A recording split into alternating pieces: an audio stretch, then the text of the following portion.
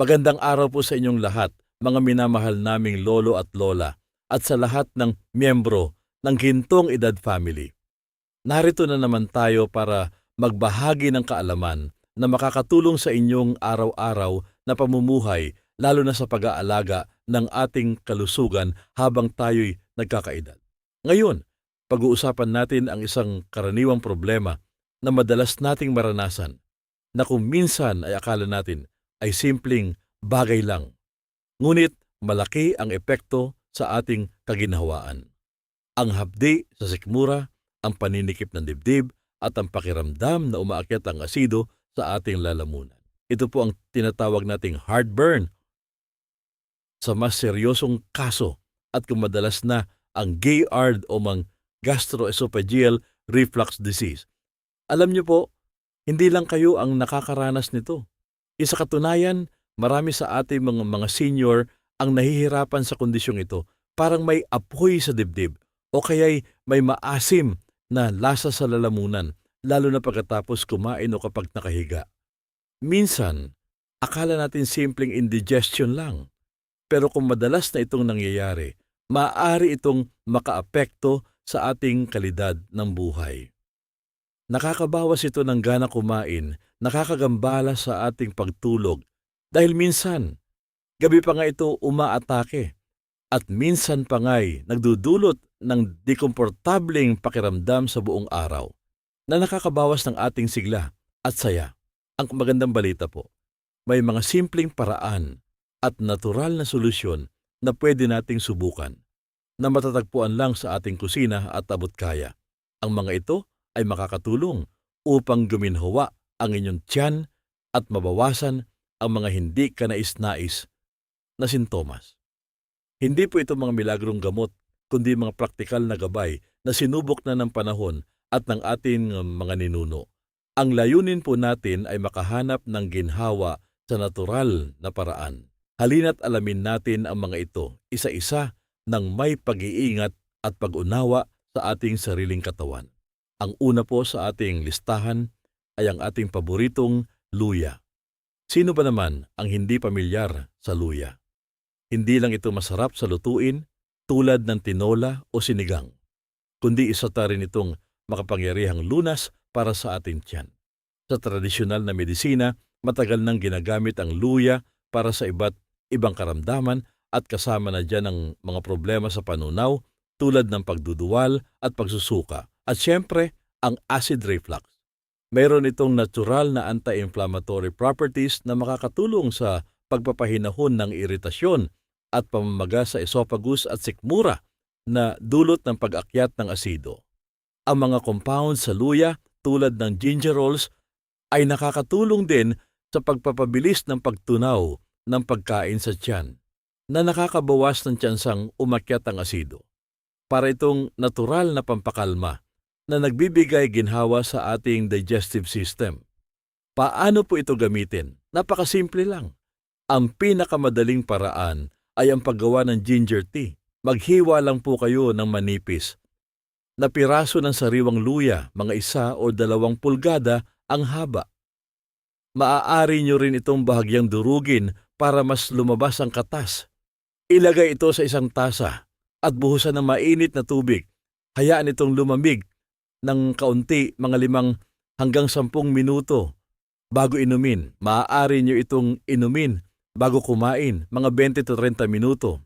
O kapag nararamdaman nyo na ang simula ng heartburn, ang init ng tsaa at ang natural na sangkap ng luya ay makakatulong para kumalma ang inyong tiyan at mabawasan ang pamamaga.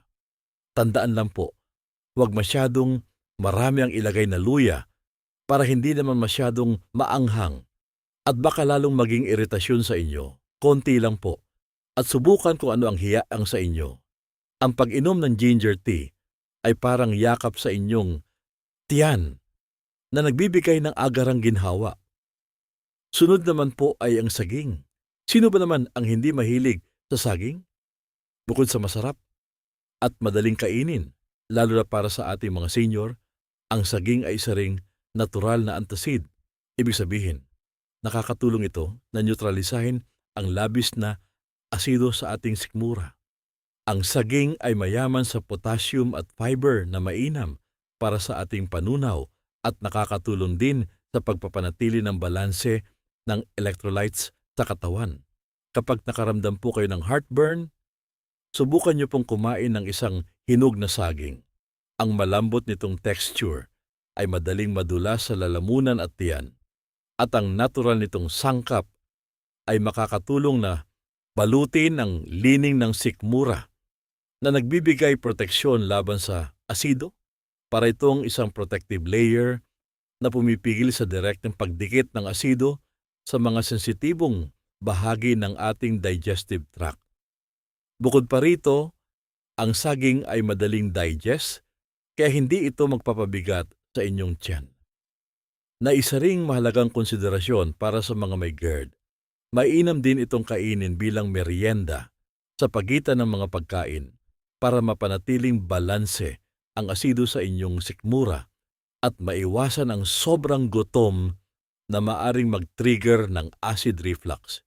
Piliin po ang saging na hinog dahil mas madali itong tunawin at mas mataas ang alkaline content nito. Ang saging ay hindi lang nakakabusog, kundi nakakatulong din sa pagpapakalma ng inyong tiyan sa isang masarap at masustansyang paraan. Kaya't sa susunod na mamimili kayo, huwag kalimutang maglagay ng saging sa inyong basket. Ang pangatlo po ay ang aloe vera juice. Kilala ang aloe vera sa kanyang pampakalma at pampagaling na katangian at hindi lang ito para sa balat. Ang purong aloe vera juice ay makakatulong din sa pagpapahinahon ng iritasyon at pamamaga sa lining ng esophagus at sikmura na dulot ng acid reflux. Para ito'y isang soothing gel na bumabalot sa loob ng ating digestive system, nagbibigay ng proteksyon at nagpapabilis ng paggaling ng mga irritated na tissues. Ang aloe vera ay mayaman sa polysaccharides na may anti-inflammatory properties na nakakatulong sa pagpapababa ng pamamaga at pagpapagaling ng mga sugat sa loob ng ating digestive tract. Nakakatulong din ito sa pagpapanatili ng malusog na digestive system sa pangkalahatan. Ito ay parang isang natural na panangga na nagpoprotekta sa ating lalamunan at yan mula sa agresibong epekto ng asido. Kung gagamit po kayo ng aloe vera juice, siguraduhin na ito ay purong-puro at walang dagdag na asukal o pampalasa at safe para inumin. Mahalaga ring tingnan sa label na ito ay decolorized para maiwasan ang laxative effect na maaring magdulot ng ibang discomfort. Maari po kayong uminom ng kalahating tasa, mga 30 minuto bago kumain o kapag nararamdaman nyo na ang heartburn. Ang regular na pag-inom nito ay makakatulong na panatilihing malusog ang inyong digestive tract at maiwasan ang pagbalik ng acid reflux. Gayunpaman, kung mayroon kayong iniinom na ibang gamot, mas mainam na kumonsulta muna sa inyong doktor bago ito inumin ng regular para makasiguro sa inyong kaligtasan at kalusugan. Ang pag-aalaga sa sarili ay laging may kasamang pag-iingat. Ngayon naman po, pag-usapan natin ang oatmeal. Marahil ay paborito nyo na itong almusal at may magandang dahilan kung bakit. Ang oatmeal ay isang mahusay na pagkain para sa mga may acid reflux dahil ito ay mayaman sa soluble fiber. Ang fiber na ito ay nakakatulong na sumipsip ng labis na asido sa sikmura, parang isang espongha na sumisipsip ng dumi at nagbibigay ng pakiramdam ng kabusugan na maiiwasan ng sobrang pagkain na isa ring sanhi ng heartburn. Kapag busog tayo sa malusog na paraan, mas mababawasan ang ating tendency na kumain ng sobra o magkikrave ng mga pagkaing maaaring mag-trigger ng reflux. Ang soluble fiber din ay nakakatulong sa maayos na paggalaw ng bituka na mahalaga para sa pangkalahatan digestive health. Ito ay nagbibigay ng sustained energy release na hindi nagdudulot ng biglaang pagtaas ng blood sugar na maaring makaapekto sa digestive process. Para sa inyong almusal, magluto po kayo ng simpleng oatmeal. Iwasan ang pagdaragdag ng masyadong maraming asukal, full-fat milk, or iba pang pampalasa na maaring maging trigger ng acid reflux. Sa halip, maaari nyo itong timplahan ng kaunting prutas tulad ng saging o hinog na mansanas na hindi acidic at kaunting honey kung gusto ng tamis. Maaari din kayong magdagdag ng chia seeds o flax seeds para sa dagdag na fiber at omega-3 fatty acids. Ang oatmeal ay nagbibigay ng enerhiya na dahan-dahan nire-release kaya't mananatili kayong busog at masigla ng hindi nagdudulot ng biglaang pagtaas ng asido sa sikmura. Ito ay isang malusog at nakakabusog na paraan upang simulan ang inyong araw nang walang alalahanin sa heartburn at nakakatulong pa sa inyong puso. Ang panglima naman po ay ang chamomile tea. Bukod sa nakakatulong ito para makatulog ng mahimbing at mabawasan ang stress, ang chamomile tea ay isa ring mahusay na pampakalma para sa ating digestive system. Meron itong natural na anti-inflammatory at antispasmodic properties na makakatulong sa pagpapahinahon ng mga kalamnan sa tiyan at esophagus, na nagpapagaan ng pakiramdam ng hapdi at paninikip. Ang stress po ay isa sa mga kilalang trigger ng acid reflux dahil kapag stress tayo, mas nagiging sensitibo ang ating digestive system at mas madaling mag-produce ng asido. Ang pag-inom ng chamomile tea ay nakakatulong hindi lang sa pagpaparelax ng ating isip, kundi pati na rin sa pagpaparelax ng mga kalamnan sa ating digestive tract. Ito ay nagbibigay ng isang pakiramdam ng kapayapaan at kaginhawaan na mahalaga para sa pagkontrol ng mga sintomas ng GERD. Ang mainit na likido ay nakakatulong din sa pagpapaluwag ng lalamunan at pagpapagaan ng anumang discomfort na dulot ng reflux. Kapag nakaramdam po kayo ng stress o pagod, o kapag malapit na kayong matulog at ayaw nyo nang magkaroon ng heartburn, subukan nyo pong uminom ng isang tasa ng chamomile tea. Ilagay lang ang isang tea bag sa mainit na tubig at hayaan itong lumamig ng kaunti. Maaari din kayong gumamit ng sariwang bulaklak ng chamomile kung available. Ang pagiging relax ay mahalaga rin sa pagkontrol ng acid reflux dahil ang stress ay isa sa mga kilalang trigger nito. Kaya't isang tasa ng chamomile tea ay hindi lang makakatulong sa inyong tiyan, kundi pati na rin sa inyong kabuuang kapayapaan ng isip at pagtulog. Ito ay isang simpleng ritual na maaaring magbigay ng malaking ginhawa.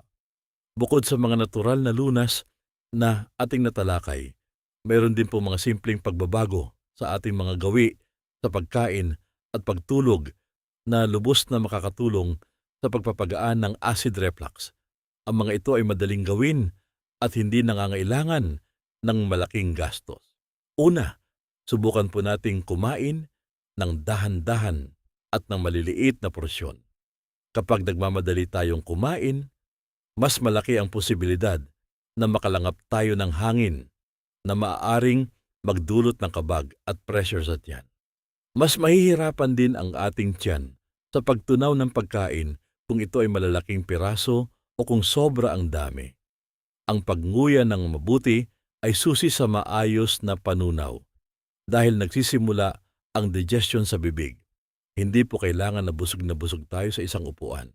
Mas mainam ang kumain ng mas kaunti, ngunit mas madalas, mga fem-pabisasi na maliliit na kainan sa isang araw upang hindi masyadong mapuno ang tiyan at mabawasan ang pressure sa lower esophageal sphincter, LES, na pumipigil sa asido na umakyat. Pangalawa, iwasan po nating humiga agad. Pagkatapos kumain, bigyan po natin ang ating tiyan ng hindi bababa sa 2 hanggang 3 oras para matunaw ang pagkain bago tayo humiga. Kapag tayo'y humiga agad, mas madali para sa asido ng tiyan na umakyat pabalik sa esophagus dahil sa gravity. Mas mainam na maglakad-lakad muna ng dahan-dahan o umupo ng tuwid pagkatapos kumain. Kung kailangan talagang magpahinga, umupo muna sa silya o sofa at iwasan ang paghiga ng patag. At pangatlo, kung madalas po kayong nakakaranas ng heartburn sa gabi, subukan niyo pong itaas ang inyong ulo habang natutulog. Maaari kayong gumamit ng dagdag na unan o isang wedge pillow na sadyang ginawa para dito. Kung wala, maaari din kayong maglagay ng block sa ilalim ng mga paa ng inyong kama sa bandang ulo. Mga 6 hanggang 8 pulgada ang taas. Ito po ay makakatulong na panatiling nasa tiyan ang asido dahil sa gravity at maiiwasan ang pag-akyat nito sa lalamunan habang kayo'y natutulog. Ang mga simpleng pagbabagong ito ay may malaking epekto sa pagpapagaan ng inyong discomfort at pagpapabuti ng inyong pagtulog. Ayan po mga minamahal naming senior, ang ilan sa mga natural at abot kayang solusyon mula sa ating kusina na makakatulong sa pagpapagaan ng sintomas ng heartburn at GERD. Tandaan po natin na ang bawat isa sa atin ay magkakaiba, kaya't mahalaga ang makinig sa ating sariling katawan. Kung ano ang hiyang sa isa, maaaring hindi sa iba. Subukan po ang mga tips na ito ng dahan-dahan at obserbahan kung alin ang pinakamabisa para sa inyo. Ang pagiging mapagmasid sa sariling katawan ay isang mahalagang bahagi ng pag-aalaga sa sarili. Huwag po nating balewalain ang anumang nararamdaman natin. Kung ang inyong heartburn ay madalas, malala o hindi nawawala sa kabila ng mga pagbabago sa lifestyle at natural na lunas, mahalaga po na kumonsulta sa inyong doktor. Sila po ang makakapagbigay ng tamang diagnosis, makapag-assess ng inyong kondisyon at makapagbigay ng personalisadong payo at treatment plan na angkop sa inyong kalusugan. Ang mga natural na lunas ay pantulong lamang at hindi kapalit ng profesional na payong medikal. Ang layunin po ng Gintong Edad ay magbigay inspirasyon at kaalaman para sa isang mas malusog, mas masigla at mas makabuluhang pamumuhay sa inyong gintong edad. Manatili po tayong positibo, aktibo at patuloy na alagaan ang ating sarili sa bawat araw. Sana po ay marami kayong natutunan sa video na ito. Kung meron po kayong iba pang tips o karanasan na nais ibahagi, huwag po kayong mag-atubiling mag-comment sa ibaba. Maraming salamat po sa inyong panunood at pakikinig at hanggang sa muli nating pagkikita sa Gintong Edad. Ingat po tayong lahat.